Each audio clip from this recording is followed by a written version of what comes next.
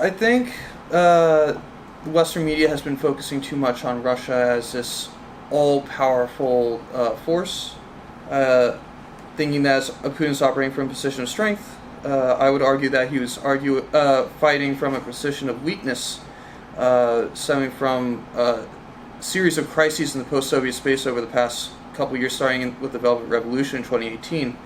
I didn't see any articles connecting these events together, and I think that is something that needs to be put out there.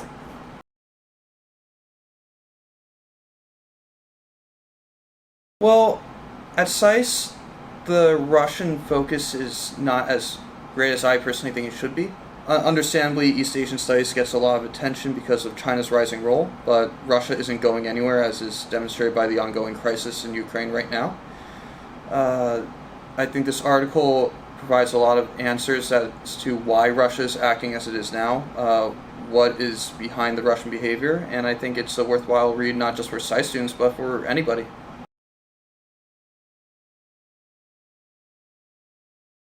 I would say the most surprising thing was learning just the level of discontent among Russian partner states, primarily Armenia and Kyrgyzstan.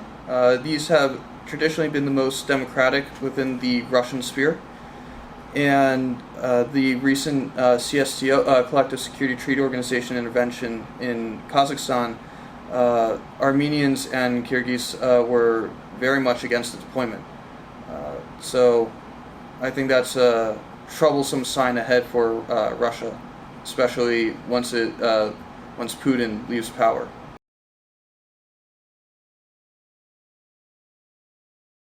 Well, the controversy is, why do we care what happens to Ukraine? Tucker Carlson said this: why is it disloyal to side with Russia versus Ukraine? Well, the answer is that what happens to Ukraine directly impacts the United States. Who controls Ukraine controls the Black Sea. On the Black Sea, there's 3 NATO members. 2 of them are members of the European Union.